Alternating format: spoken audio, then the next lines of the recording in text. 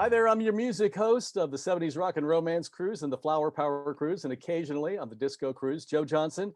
Good to be here with you. We had to put off the Rock and Romance Cruise for obvious events of this year of 2021, but we have a firm date for next year, February 19th through 26th, 2022, sailing out of Miami, and we're very excited. We've really ramped up this particular cruise. So you'll want to check the itinerary at rockandromancecruise.com. But we've announced our new date. Let me get you primed up a little bit about the cruise and who's going to be on board. We have incredible superstars that are going to be on with us on next one. In fact, we're here today. The guy you're looking at in the corner here is one of my rock and roll heroes, because I graduated high school right in the middle of the 70s. So he's an expert in the art of making hit music. His legacy of genius spans 5 decades, 3 super groups, if you don't count the band Jimmy was in 1964, but we'll talk about those guys in a minute. Buffalo Springfield, Poco, Loggins and Messina, plus a solo career. I even have his solo albums here that I still own from the 2 of your solo albums. So, fantastic. Well, he's a writer, a recorder, a producer, an artist, a singer, a songwriter, and a heck of a cook and a craftsman. Please welcome Jim Messina. Hey, Jim. Hey, buddy. How are you? I'm great, man. It's such an honor for me to have you here on this interview, because I just love your music, and especially in that period of time with Be Free and the tunes that Watching the River Run and all the Loggins and Messina hits. I did actually have tickets to see you in 1975 at the Miami High Life Fronton. And it was in September of 75. The tickets were $650. I'll have you know. Was that in Miami? That was in Miami. Yeah. Oh, I do remember that. But I didn't go because I had invited somebody I was kind of dating. You mean $6.50? Yeah, $650. Well, you got how much of the $650? How much of the $650 did you get to keep? I was worried there for myself. I think I got underpaid for that show. Yeah. And there was probably a parking charge of like 50 cents, but I ended up not going because the girl I invited said yes, and then she said no, and I was so dejected that I sold my tickets. So I never got to see Loggins and Messina. Wow. I saw Kenny when he did the Celebrate Me Home and tour in 77. Well, we did a video. Kenny and I recorded in 2005. We did a reunion at the Santa Barbara Bowl, and I have to tell you, I'm pretty critical of what I do. But those guys did a great job in the production, the video, the music. We had a great team of musicians, some of which I continue to work with. They honored all of the original players with their notes and gave a little bit of more of their own selves to it, which just was fantastic. But if you ever get a chance to watch any of that, I might be able to send you guys. I do have or do I? Well, not from that show, but I do have a video of some of the music from L&M that I did solo-wise on video, which I can send you for your team and people to watch. They would love that. I mean, obviously, I love the live album from 2005. I actually have a signed poster from it, so I'm a pretty good-sized fan. And actually, I was listening again, and the quality and the production, the separation of the instruments and everything. Did you actually produce that, or did you decide just to be the performer of that? Which album is that? The one that came out in 2005, the live. Oh, you mean the Loggins and Messina? Right. Yeah. I'm sorry. I was just a player on that and a performer. We had a great team of people on it, and they ran everything by me all the time. And very seldom did I see anything that needed to change, other than perhaps a solo or something to move around. But they did a great job.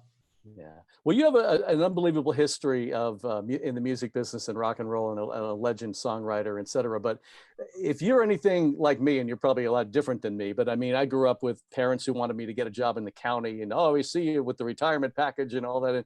And I wanted to do something creative. I wanted to do stand-up comedy or radio or broadcasting. Was it the same with you? Like, did they give you a hard time for picking up the guitar? At first, my father was a musician, so I didn't get a hard time from him. And my mother loved music, so she supported it. But I was always told, music is not something you can ever really count on, and you should think about your education. You should think about other things. And so I got to thinking about that, and I said, I took accounting in high school, and I took architecture in high school. I did not like sitting down writing out checks and stuff like that. That was kind of boring. And when I moved to Hollywood, the first group that I produced, I was I was hired by a man named Glenn Edwards, who was a disc jockey like yourself, who was working at the Disneyland Hotel at KECY, had a small label, and found me while I was in high school and wanted me to be a producer. I didn't even know what that meant. But he told me, he said, all I want you to do is listen to the songs and meet with the artists and rehearse the music with them and get it to sound the way you want. And we'll record it. And that's your job. And I thought, wow, that's not a bad job to have. Right. It's what I do anyway, right?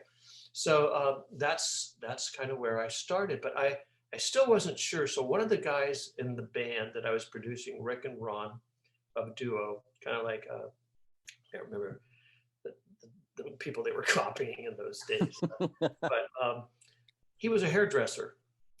So he said, you know what? If you ever fail at music, you always cut hair. And I went, that's not a bad idea. So I started learning to cut hair for a short time.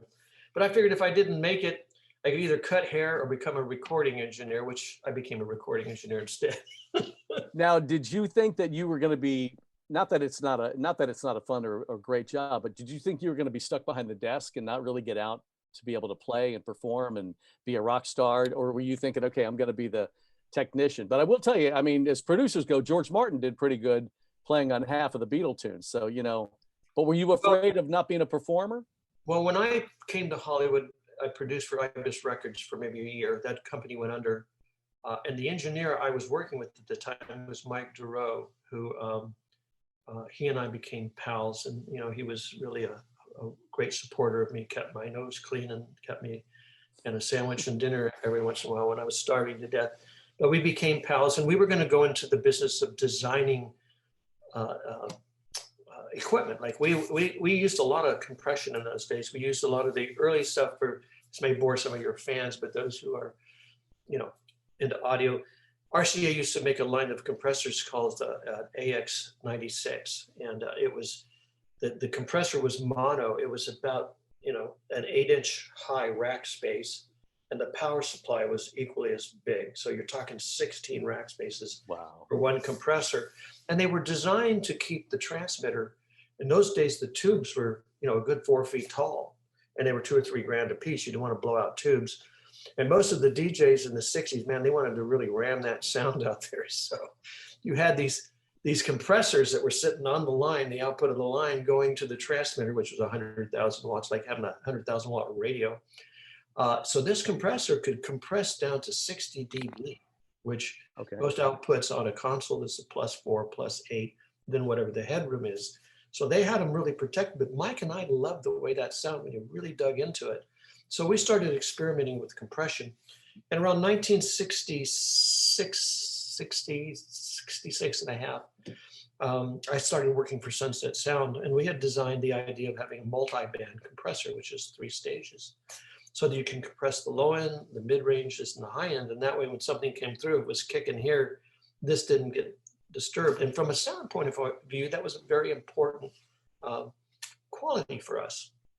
Later, Mike Durow became a very famous designer, and you'll see his name in every... The Durow meter? The Durow meter, that's him. We had those at the radio when I started, He went on to become a superstar in his own right.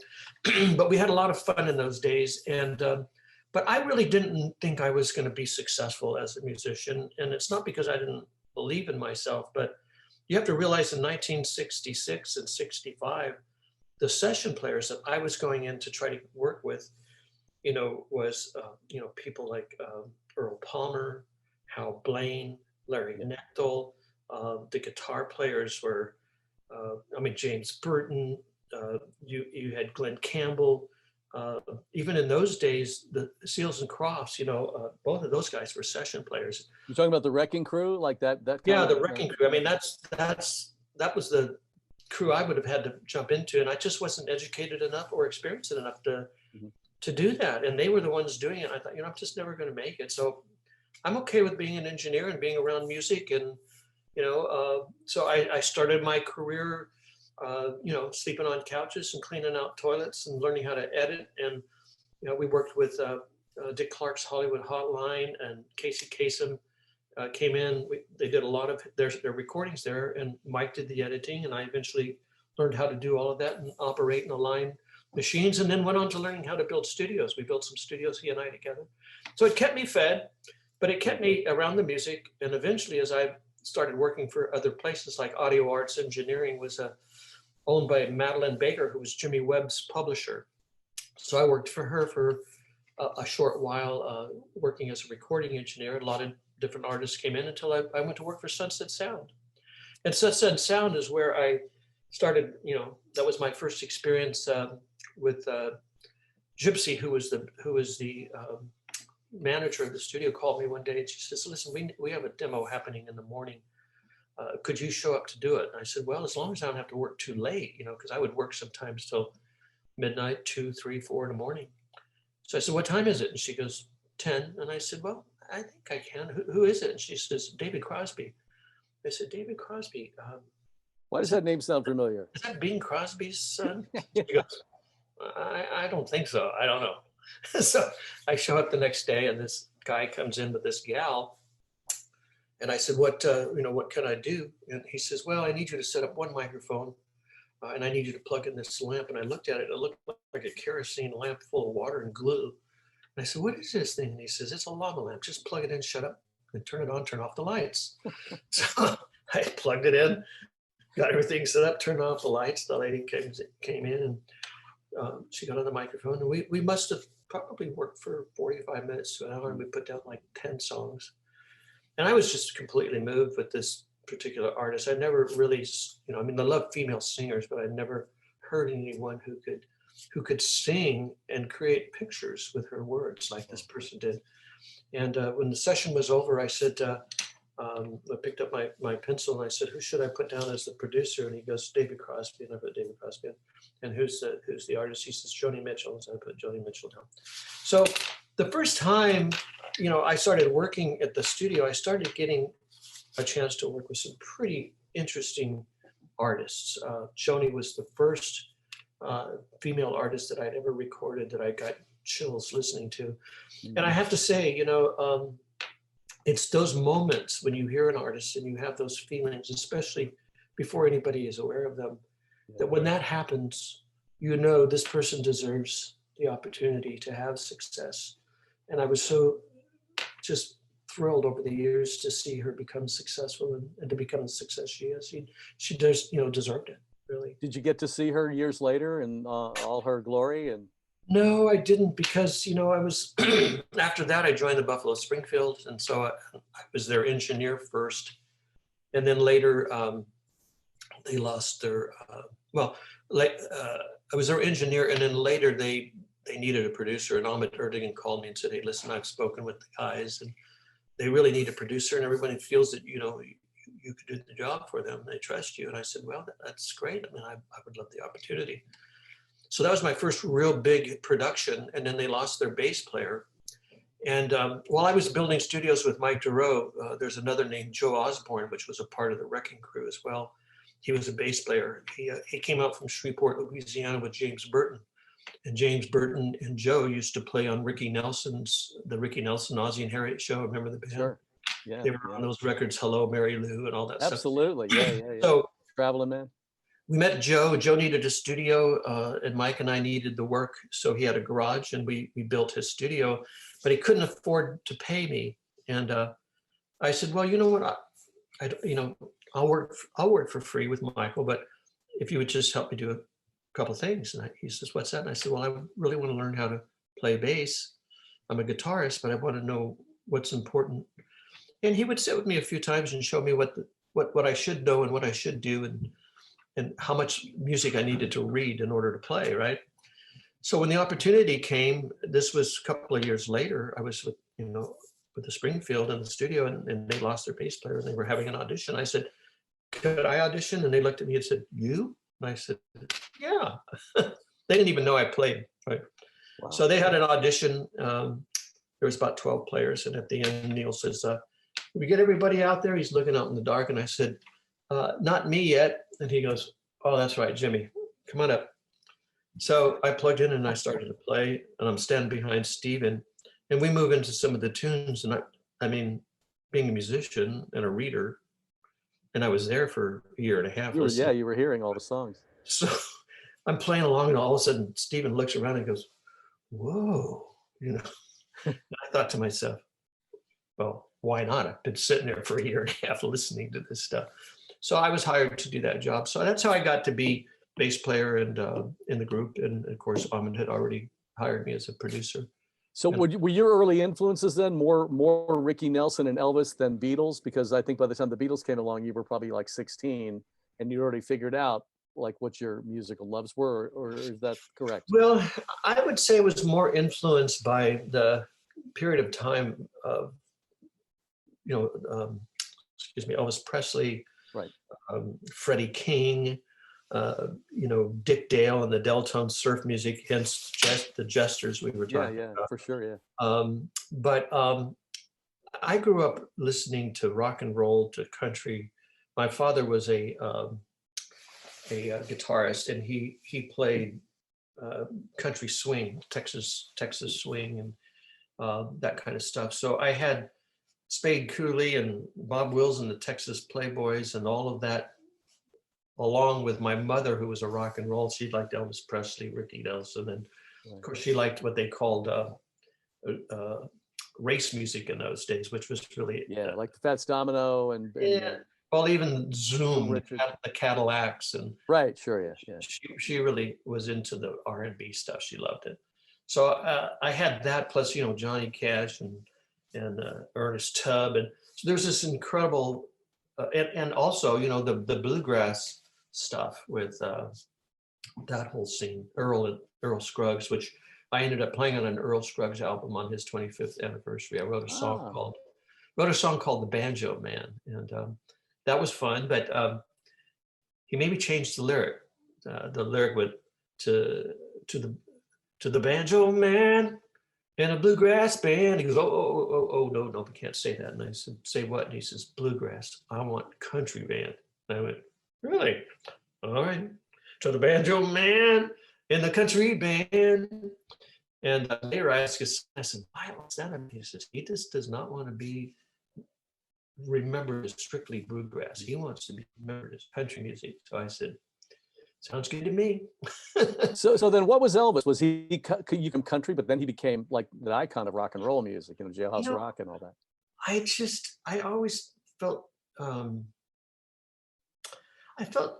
Elvis Presley in my mind was not country, and he really wasn't rock and roll, but he was more of a country blues player, having been influenced by the Black culture and music.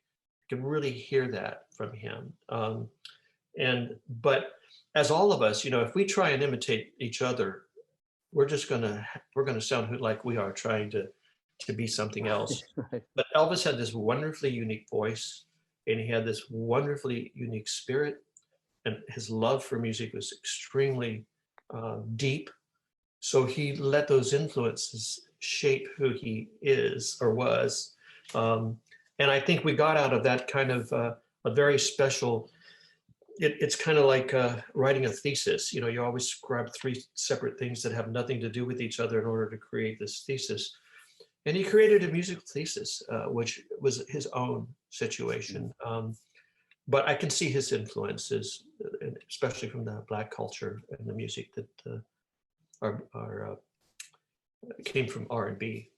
Right. Well, I'm going to talk about the Jesters because Jim Messina and the Jesters. Were you doing like a Venture Safaris kind of sound? Is that what you were going for in that time period?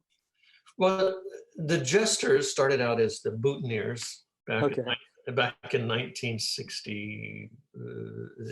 5432. Back in 1961 or 62, I moved to the Inland Empire, which was the San Bernardino, Colton, Riverside area from the beach, which I just hated to have to do because I loved my beach community that I was living with, the surfer kids, the surfer girls, and all that stuff. So suddenly I was in the middle of Future Farmers of America, stuck by myself.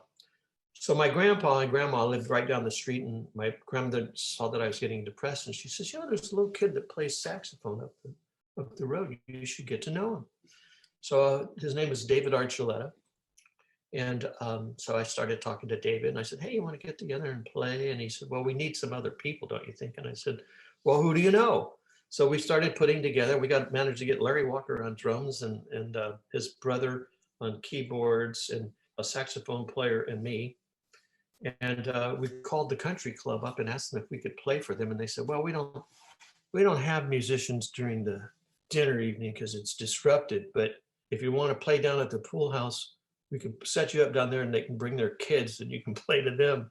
So suddenly they had this free band that all the parents, most of them were, Air Force workers and stuff like that. I mean, Air Force airmen and military personnel. They could go up and have their drinks and have their dinner and throw their kids down at the pool house, and then we entertained them. So we would play music for them, the Ventures, the Torquays, the Champs, anything that was happening in those days that we could do instrumentally. Yeah.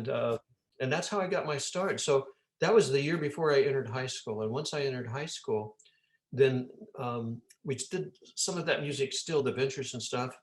But then Dick Dale became a big part of the music scene from surf music, which I was still interested in. And he was the only one in those days who had an assault rifle guitar. And that was, we'd go to Dick Dale concerts and we'd stand in front of his amp. He had two dual Showmans, each with 12 inches. And I swear to God, our hair would do this because it was so loud, but it was so cool. That's great stuff. But so you must think the world of like Joe Bonamassa and guys like that can just play riffs around the world. Oh yeah, right? I mean, that's that goes without saying. There's somewhat savants in that area, I would say. Yeah, there's a great clip of him on the Today Show. He's like 8 years old, and Jane interviewing. You could see it that you can't that Right, freight train. exactly. That's coming. Much in the same way with you, Springfield, and then you and Richie Ray and formed Rusty. Young formed Rusty Young, Poco, right? And you stayed with them for 4 albums. And was that when you came up with, or somebody came up with, the country rock, which kind of works, but it kind of has a bad effect because you get pigeonholed on either side, right? Of course. What happened originally is Richie and I were still in the Buffalo Springfield and the band was ending. And I asked him what he wanted to do. He said he just didn't really know. And I said, well, I don't know what I want to do either, but I said, I'd love to, continue to work with you. Maybe we could form a band. And he was like, well, and I said, but you've written some pretty nice songs like Kind Woman and, Child's Claim to Fame. Those are songs that are kind of country oriented. And having grown up in that era, as I told you about, I suggested, instead of doing folk rock, which is what, the Buffalo Springfields, I said, why don't we add some country in there, maybe make it more country rock so that it has a different twist. So about, I don't know how much time, maybe a month, had still the Buffalo Springfield album. We went to New York, recorded Kind Woman, came back. And when I listened to it coming back, what had happened is I tried to get all the boys to go to New York because they just wouldn't get in the studio. And Ahmed said, bring to New York. I said, great. So we go to New York. They still don't show up. But now we don't have any musicians, right? So Arif Marden said, well, let me help you. And I said, great. I said, I need a drummer, I need a keyboard player, and I need a bass player, So he hired the best musicians he could find, the Wrecking Crew of New York. Yeah. But most of them happened to be all jazz players, right?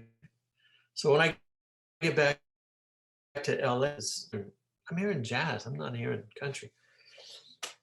So we tried to find a steel player. I was going to hire Red Rhodes or Tom Brumley, I think his name was. And our road guy said to us at the time, he said, I have a friend who lives in Colorado. His name is Rusty Young. He's about your age. He plays steel. He's really, really good. You guys might want to consider bringing him out. So we said, okay. So we brought him out. His steel guitar falls off the airplane and busts. So the only thing he has now is a steel guitar that Stephen Stills had bought on the road, thought it was kind of nice to have to play with. So we pull it out of the closet and Rusty plays his solo on this. And I will tell you this, I now know, didn't then, because he didn't say, but his steel had steel rods that changed the pitch. This one had cables, Hmm. and everything was the opposite. It was like going to England and trying to drive a car Wow. over there, right? Yeah. But he puts this solo on the recording, and I'm sitting here with Richie by me, and we're just finishing in it. And I looked over to Richie and I said, you know, that little conversation we had in the car, I said, this might be the guy that can make that happen for Yeah. us. So right then and there was the idea that maybe a country rock band could be formed. Subsequent to Buffalo Springfield ending, we brought um, Rusty out, and we began trying to put a group together, which eventually became Pogo, which we changed to Poco That's because right. Walt Kelly did not like that idea, so that ended. But yeah, that's how it first started. Wow. And so as the producer, when you left when you left Poco, I guess after 4 albums, you were hired on to be a producer, and then that's when they asked you to produce for Kenny Loggins. But the story you tell is he came over to have dinner, but he had no music, he had no guitar, he just kind of like wandered in. And But what happened? how did you make magic out of that? Well, um, Don Ellis, who was the one who wanted me to work with him, was working for CBS as an artist development for Clive Davis, and he had represented to me that he had some tapes and that he would like to get together and have me listen to him as a potential artist for CBS. So when he arrived, I had my tape recorder set up and everything, and I expected to listen to some tapes. And but when he arrived, it was unusual because he was very tall, he had a part on his hair, he had this big beard, braces on his teeth. He was dressed like a hippie, right? We all were hippies in those days. And in my mind, what I was being told was I was going to be producing someone who was, potential rock and roll guy, right? So my mouth kind of dropped, and I invited him, and we started talking. Very sweet guy, very, easygoing. I said, so why don't you play a couple of instruments for me? Where's your guitar? And he said, well, I don't own one. I said, oh, what about some tapes? He said, well, I don't have any tapes either. So at that moment, I thought, what have I gotten myself into, right? Yeah. So I went over to my closet. I pulled out a nylon string guitar that I had in there that I play with. I said, here's the guitar. There's a seat. There's the tape recorder. Microphone's there. Punch record. Let me hear what you got. So at that time, he sat down and he sang House at the Corner. He sang Danny's song. Wow. He sang, I think he sang The Hevel That Day. Another song which we never released called My Love's Gonna Tumble on You, which I always thought we should have done. But it was from that moment and that dinner I had with him that night that after he left, I asked my wife, I said, I don't know what to do with this. I said, the problem is most of this stuff is folk music, and we've already gone past that point. Helper and Dave Mason and Leon Russell and Bonnie and Delaney and I just don't know what to do. So I thought about it, had him over a couple more times, but I love the sound of his voice in that he could make himself sound like anybody he wanted to. And I thought, you know what? I got pigeonholed once with doing country rock. I did not want to do country rock. I wanted an artist who could diversify and sing many different types of music, which would help his career and help my opportunity to see him. But then you brought songs along like Nobody But Me and Nobody But You, yeah. The problem is, again, as a young singer-songwriter, he had not really developed yet to be able to get that diversification. So I had a few songs that I thought would work for him. I wanted to see him do a little bit of country. So I introduced Listen to a Country Song, right, which eventually became a hit for Len Anderson. I also introduced the trilogy, which I thought on stage would give him an opportunity to go through a body of music from something that's a little more R&B to upscale kind of rockabilly to gospel. Would tie all those threads together like Elvis Presley did. I mean, he had a great way of pulling that music together. So trilogy form, I can't remember if there was another song I had written. Nobody But You was one of the ones, because I thought that would be a great closer for him. He'd get the audience to sing. The album was actually together was actually recorded 2 times in demo forms, which I then went in and edited to create the best album that I could. That demo was what was presented to Clive Davis. That's the demo he listened to and said, I think this might work. Wow. So It was a lot of work. Kenny, I had amps and guitars that I owned from the Buffalo Springfield leftovers, so I loaned him amps and loaned him guitars and got his band together and got people who could do the music, who could support and see his talent. Manny, Larry Sims, those guys were all in the Sunshine Company, and that opened up for Poco. And when I called them, they were very willing to come in and listen. Al Garth lived below me and my wife at the house.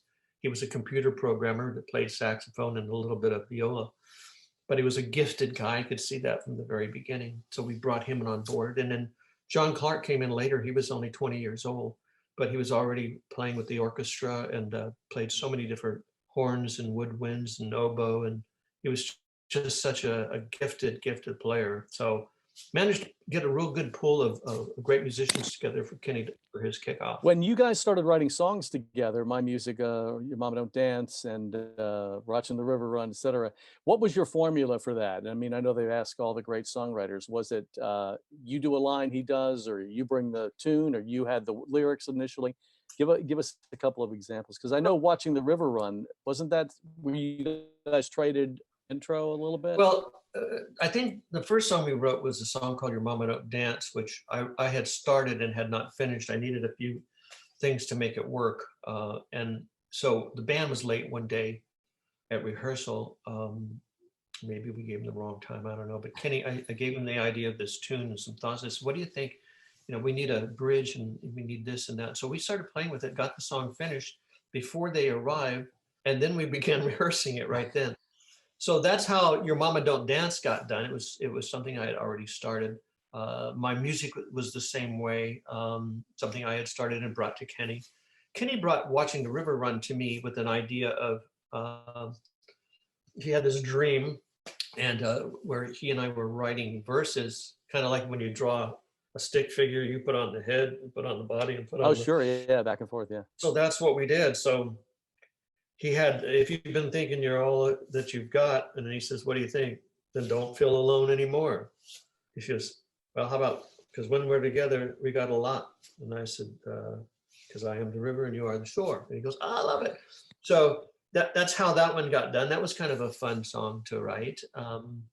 But there's just, you know, I don't think there's any, I think if when a person gets into a formula, you've got yourself into a rut, probably, and that's one way out. Yeah. Right. Yeah. But I want to ask you about who. I probably already know the answer, but who's yelling out of the car, long hair? Oh, that's Merle. Oh, Merle. Okay. It wasn't you or Kenny. No, we wouldn't be that dumb. That's a great line. And I wonder, since you have a teenage daughter, have you thought about, you know, going out to the car one night and screaming in the window and putting the fear of God in her? But of course. Learn from dad, right? Yeah, So, well, yeah. what have you been doing in lockdown? Because a lot of people have been writing books, or, you know, creating music, or learning to cook, or becoming a better cook. What have you done, Jim, in lockdown? Well, you know, what we moved at the end of 2018 to Tennessee. My mother and my grandfather is from Tennessee. My folks on my mother's side are all from Texas, and actually, I had a studio and everything in California that I had to shut down and close in order to make this work. So when we got here, I just started working and was out on the road. And so it's given me time, really. I love woodworking and metalworking. I have a wood shop, metal shop.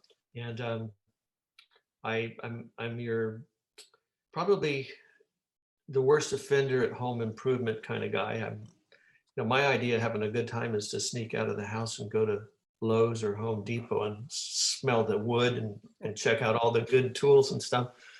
So where we live, it gets cold and it gets hot, but I have a basement and I've managed to take and rebuild that whole thing, new drywall, new floors. So I've been on the floor, on the ladder, building, cutting, sawing.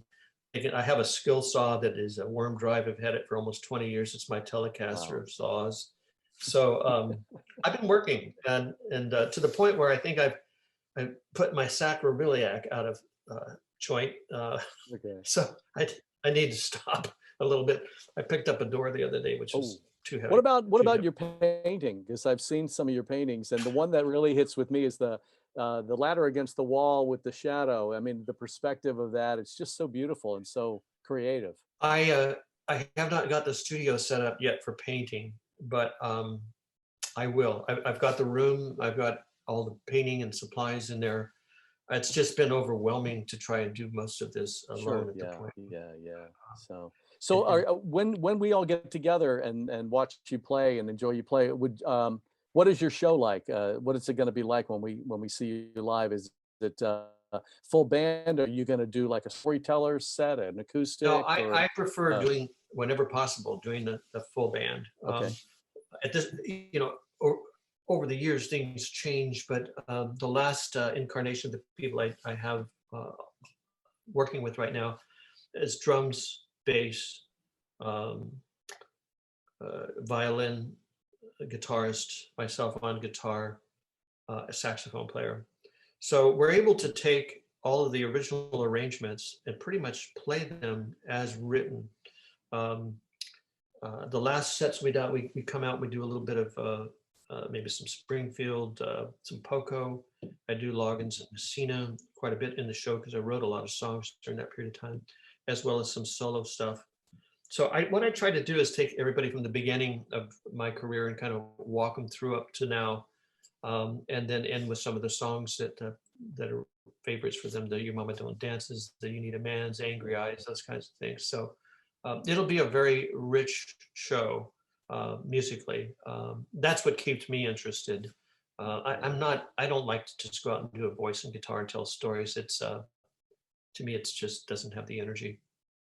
One of the things that we like to do, and if you're into it, is like, like sometimes an artist will cook something that they're very famous for, or if you wanted to start a painting or you wanted to do something, more intimate, those are sometimes kind of fun things to do. So, Well, I did a cooking show in California once with a very famous chef, and I had a lot of fun. I taught him something, but he taught me a few things too, which was really great. But I I was thinking of this, and I'll just throw this out. It may change, but okay. I was asking my wife the other night. I said, "Do you remember what I cooked the first time that seduced you into wanting to be around me?" And she says, "I need to give that some thought." So I said, "Well, why don't we think about that?" And so I'm gonna try to find out what that recipe was, or what it was that finally convinced her that she should not marry anybody else but me because I am a good cook. And we might just go ahead and film some of that and bring it. I think it's a very romantic thing for couples to think about So you because might film it with your wife so that we can see yeah, how that yeah, how it film it with goes on. my wife and film the recipe or cook something that she just really to this day and age keeps her dress up when I'm cooking for her. Wow. It all sounds great. What is going on with you today these days? Have you got any new music out? Are you going to start going back to some live performances now that things, Oh yeah, as we get vaccines distributed and all that? I'm actually going through. In fact, I'm uh, I'm in the process of writing charts and getting things ready for when we go out. I'm also I need to be prepared because we just don't know who's going to get sick in this day and age. So I'm getting subs ready in case somebody does get Okay. ill. We're scheduled to go out in July, so I want to get some players in place that if we need to take care of somebody, we can do it. Like you said, there's just no guarantees at this point in time. You got to be prepared for the worst to do your best. Do you think that this time is giving you an opportunity to compose poetry or music or anything? Is it anything about it that's making you feel like you need to have a creative voice during this period of time? Well, there's a lot of things that make me feel like this going on, but I'm not into politics. Well, I just mean Yeah, the whole world, being at a slow pace and well, worried and everything. I think that my music is a great lift at any time for Yeah, that kind of situation. I mean, hey, I lived through the assassination of Martin Luther King in the Springfield, you know, uh, right.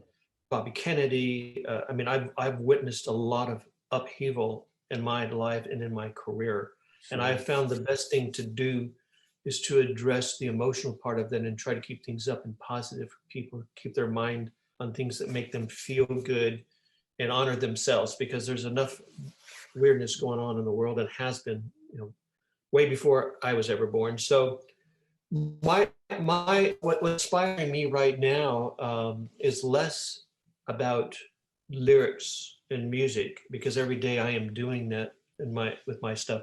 I'm thinking about resistors and components and balanced circuits and Duro meters, plugging. everything, all of them. I'm building my control room right now, so I'm on the floor making sure I haven't got anything out of phase or. Yeah, but Jim, the compressors these days are a plug-in in the Pro Tools. Yeah, It's a lot different. I don't do those. I still have the old analog stuff. I got the new Manley gear. Boy, Manley makes some wonderful compressors, and as does Tube Tech. I mean, there's some great stuff out there. I like to hear electrons going through physical things. Well, that you say that, but you released recently or a couple of years ago the floppy disk or the hard drive, flash drive, with the videos and the music and the lyrics and the songs, and in high definition if they if they want to burn them to a CD. So you really you say that, but you do offer technology for today, actually. But the difference is this. Let's see if I can explain it. Okay. Everything that I record analog, and I capture it digitally. It's not generated in the box. It's generated out in the world, and then it's captured. Once it's captured, the only thing I might do would be to edit it or move this or do this or whatever, but I don't use plugins very seldom. If I use a plugin, it's because something got lost, like a kick drum, and I have to regenerate that kick drum in order to make it work. And then once it's there, I mix it back through the console, through analog, into a 2-track. And then that 2-track then is digitized. So what you're seeing is something that's totally analog that's been captured digitally, basically 2 times. The time it was captured and the time it was mixed, as opposed to having everything being generated digitally, mixed inside with plugins, and then mixed down and given. There's a big difference.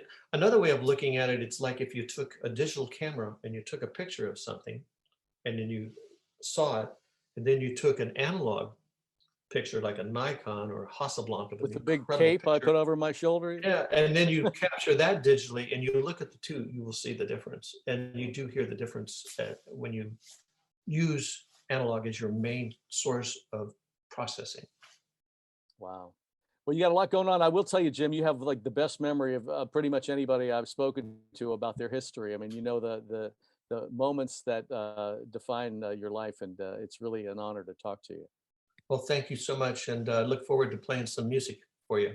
We can't wait. I want to let everybody know jimmessina.com is where they can find you. They can find you on Twitter as well, and I believe you're on TikTok, I guess. I just joined TikTok. So I expect we're going to see some TikTok videos from you in there and everything else. And Absolutely. So it's great. It's great to have you here on Star Vista Live, and we can't wait to see you on the 70s Rock and Romance Cruise. Give me one incredible memory from Loggins and Messina that blows your mind, whether it's a midnight special, Wolfman Jack kind of thing, or what is it that really, really makes you think that was a wonderful time? The first thing that comes to mind, and I'm sure there are many, but I think the most wonderful 3 times I had it, one was playing Madison Square Garden. Okay. The other was Nassau Coliseum. But my most favorite was playing the HIC in Hawaii on our farewell concert, to see those lovely smiling-eyed people, the little girls with tears in their eyes that we were leaving, was so sweet and so memorable that it will always stay with me. So my audiences are really important to me, more so than anything, to make them happy, to emotionally get them engaged, and to see that is where I get my greatest joy. Wow. We're going to leave it there. Thank you, Jim Messina. We'll see you Rock and Romance February 19th through 26th of 2022. We're going to follow all your social media, and we're so happy that you're going to be joining us. It'll be an unforgettable experience. We've had some great performance. He was on with us a couple of years ago from Poco, so he can tell you about it. So. Oh, did he play one of the cruises? Yeah, he did one of the Rock and Romance cruises with Poco. Yeah, they came on board. Yeah. That was Rusty, you said? Rusty Young, yeah. Yeah, okay. He was on. So, all right, my friend, thank you for being on with us today, and it's an honor, and I can't wait to see you in person. All right, buddy. Thanks for your time. My pleasure.